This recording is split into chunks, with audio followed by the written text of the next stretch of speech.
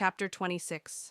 We continue as we see the kids kicking the MC. He screams in pain and tells them that he didn't do it. He begs them to stop as it hurts. Fujishiro asks the kids what they are doing, while Himiyama tells them to stop. The kid smiles as he's kicking the MC. The kid tells them that Yukito is the one at fault for why this happened. Himiyama looks at the kids kicking the MC as they enjoy hurting him. She thinks that they won't stop, they can't be stopped. These children are completely dominated by the feeling that their actions are righteous, that they are invincible, that they are all-powerful. This is their instinct. Deep down, everyone wants to trip someone up and pummel them if they get the chance. As she's thinking this, we see the other kids cheer the guys and tell them to beat the MC into a pulp. Himiyama tries to say something as she thinks that the one who can oppose such violence is... Before she could finish thinking, she sees the MC look at her with a cold gaze. Seeing this confuses her. Suddenly, the MC kicks one of the kids right in the stomach and sends him flying. As Himiyama sees the kid land on the ground, she thinks that the one who can oppose such violence is always nothing but violence that far surpasses it. The other kid sees the first one fly and gets confused. As the little shit is confused, the MC grabs his hand and bends it in a direction which is not meant to be bent. The little shit screams in pain. As the kid is screaming in pain, the third one tries to swing at the MC as he asks him what he is doing. The MC dodges the kick and trips the kid. As the kid is falling, he lands a solid kick to his stomach. The first kid stands up and runs at the MC to punch him. The MC kicks his shin and makes him lose his balance. As the kid is crying in pain and falling down, the MC grabs his face and makes him kiss his knees with great force. He grabs the kid's face and slams it into the wall as Himiyama sees this. The MC grabs the kid's hair and says, "By the way, Takayama, do you know where my indoor shoes are?" The kid cries and asks what he is trying to say. The MC tells him that when he asked that before, Takayama just stood by and didn't say anything. He pulls the kid's hair and says, "And now you're telling me it was a thief who took my shoes?" As the kid's eye is filled with fear and horror, he hears the MC ask him if he's listening. He sees Yukito's eyes filled with anger and hate as he hears him say, "You know where it is, don't you?" He sends Takayama to go and get his shoes. He runs away as he screams. Yukito turns around and locks onto his next target. He goes towards a girl named Akari as he asks her, "Didn't she tell the others to beat him to a pulp?" If that's the case, he's allowed to hit her as well. As he approaches her, she starts shitting bricks and backs away. He grabs her by her shirt and winds his arm to punch her, but the spineless Fujishiro tells him that he shouldn't hit girls. As Fujishiro is grabbing his hand, he tells her that they live in a world where all genders are equal. She replies and tells him that's not the correct way to interpret it. He tells her that Akari is just as guilty as the boys.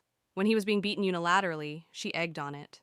He asks Fujishiro if she's not aware that what Akari did is also violence. She saw it too. Hearing this shocks Fujishiro and Himiyama. Himiyama realizes that Yukito was able to repel them from the start, but he kept taking those blows so that they could see it. And there isn't a single mistake in what he said. Everyone here is equally guilty. Yukito continues and tells them that he's going to beat all of these guys up right now. Hearing this makes everyone start pissing themselves. They try to save themselves by saying that they didn't do anything either. Those jerks just did it on their own. Fujishiro tries to act like a teacher now and tells Yukito that he mustn't use any more violence. He asks her what should she do. Both his textbooks and the bag his mom made are in tatters. He asks her, "Isn't that considered violence?" Himiyama holds the tattered bag and looks at it with horror. She thinks that she's the one to blame for this. The MC continues and tells them to please contact all of the kids' parents. They called his mom even though he didn't do anything, so they should at least do the same for them because everything they did really happened. Fujishiro looks at the crying kids and thinks that in any case, it's impossible to keep this hidden. Yukito's demand, basically, is for them to apologize after letting all of their guardians know how stupid they've been. Fujishiro screams and begs him to please just give her a moment. She won't allow anyone to pretend this never happened. This time for sure, she'll properly listen to him. As she's saying this, suddenly someone enters and asks them what's going on here. Fujishiro looks at him and sees that it's the vice principal. Yukito looks at the vice principal and tells him that he's been waiting for him. Hearing this shocks Fujishiro. Yukito smiles and asks the vice principal if he would mind going over what they talked about yesterday once more. He asks him if he could repeat it for him. The vice principal sighs and tells him that he understands. Yukito starts asking the vice principal some questions. He asks him if he passed by this classroom after school 3 days ago. The vice principal replies and tells him that he had to inspect the equipment in the storage room down the hall. Yukito asks if he remembers what time it was. The vice principal tells him that it must have been after 4 p.m. Yukito asks if there was anyone in the classroom at that time. He replies and says that only one student was still there at that time. Hearing this shocks Himiyama as she thinks that classes had ended before 3 o'clock that day. It is weird for a student to still be there at that hour. Yukito asks the vice principal who exactly was that student. The vice principal points at a boy among the kids and tells him that it's that boy. As the boy is shaking in fear, Yukito asks the vice principal his final question. He asks him if he could tell them where the boy was at that time. The vice principal tells them that the boy was sitting right where Himiyama is. He was getting his things together before leaving. Hearing this shocks them. Yukito cheerfully smiles and thanks him as this clears everything up. Yukito continues and says, as expected from the vice principal, he's good-looking, gentle, and respectable. Hearing this makes the vice principal awkwardly blush and say that this was unexpected. As the vice principal asks him what exactly happened, the MC starts walking towards the kid. He punches the kid right in the face and sends him crashing into all the desks. The vice principal sees this and tells him to stop. Yukito tells the vice principal that the place where the boy was packing to go home was actually his desk. Hearing this shocks the principal. As the kid is crying, the MC asks, Okamoto, what were you doing in my seat? Yukito walks closer to Okamoto as he asks him, what did he take from his desk while packing to go home? More precisely, what did he put in it? As Okamoto holds his cheek in pain, he stutters and tells him that he didn't do anything. He just happened to be sitting there. Yukito asks him if he's the one who stole that girl's stuff, right? Okamoto insists that Yukito is wrong and tries to come up with an excuse, but Yukito grabs his shirt and screams at him that he stole it, thinking that he could return it properly. Himiyama looks at this scene as she's helpless. She thinks that this is retribution. The vice principal asks them if someone can tell him what's going on. Yukito replies and tells him that it's not that complicated. Basically, everyone conspired together to make him look like a criminal. Hearing this shocks the principal. Yukito continues and tells the vice principal that he's grateful for his help. He was intending to speak with a lawyer. Hearing this scares him. The vice principal looks at the teachers and looks worried as he tells them that if things escalate, it could even involve people outside the school. The vice principal asks Fujishiro why this case had to escalate this far. She stands there as she tries to say something. Himiyama thinks that there were a lot of chances where they could have considered the situation properly. Yukito gave them those chances and even provided them with evidence, but they didn't believe him at all. Yukito tells the vice principal that everyone started hitting him, so he desperately fought back. There was no way he could take it easy. Hearing this makes Fujishiro think that he's lying right now, but there's no way they could blame him, since they saw Yukito being ganged up on by 3 people. As long as he doesn't acknowledge it was a lie, it will never be overturned. Himiyama looks sad as she thinks that Yukito hasn't called them sensei even once today. In his mind, they are no longer his sensei. Yukito tells them that they told them countless times that they must apologize when they did something bad. But no one's apologizing to him, not Takayama and the others, not the jerks in this classroom, and not that thieving bastard over there. He looks at Fujishiro and Himiyama and tells them that not even the 2 of them. He looks at them with eyes filled with hate and disgust, as he tells them that they're the liars here, not him. After the incident, we see Himiyama explain that what followed was a living hell. For days, all they could do was manage the situation and offer apologies to the parents. Worst of all was the mood in class. The students were anxious and wary, reading each other's expressions.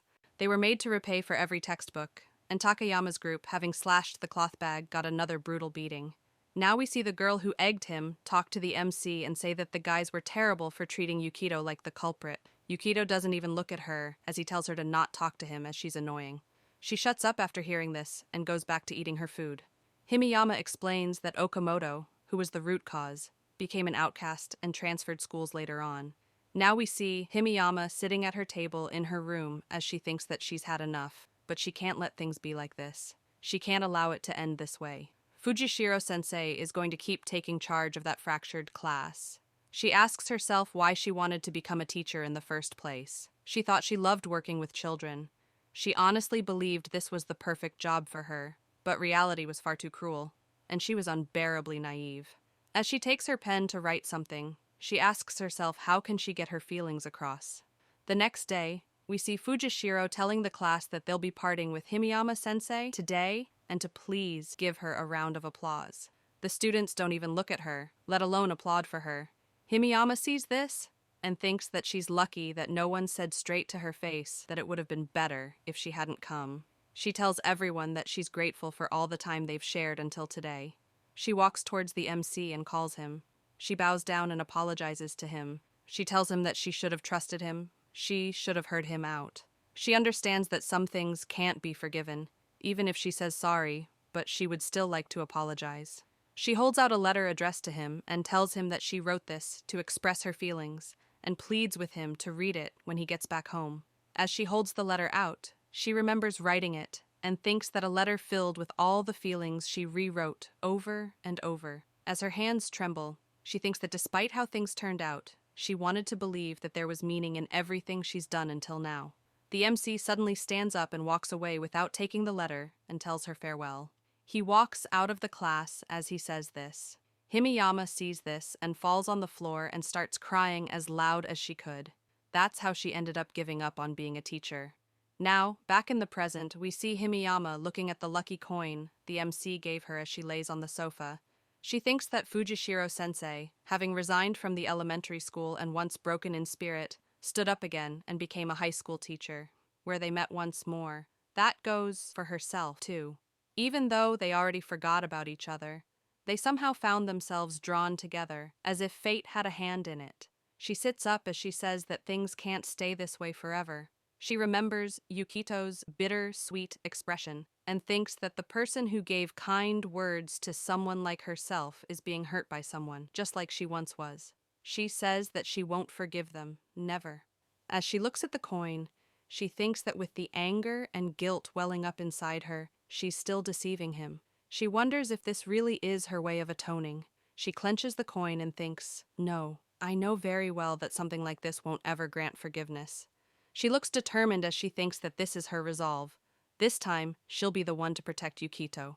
And this is how this chapter ends. Hope you all enjoyed. Please like, share, and subscribe, and leave a comment. Thank you,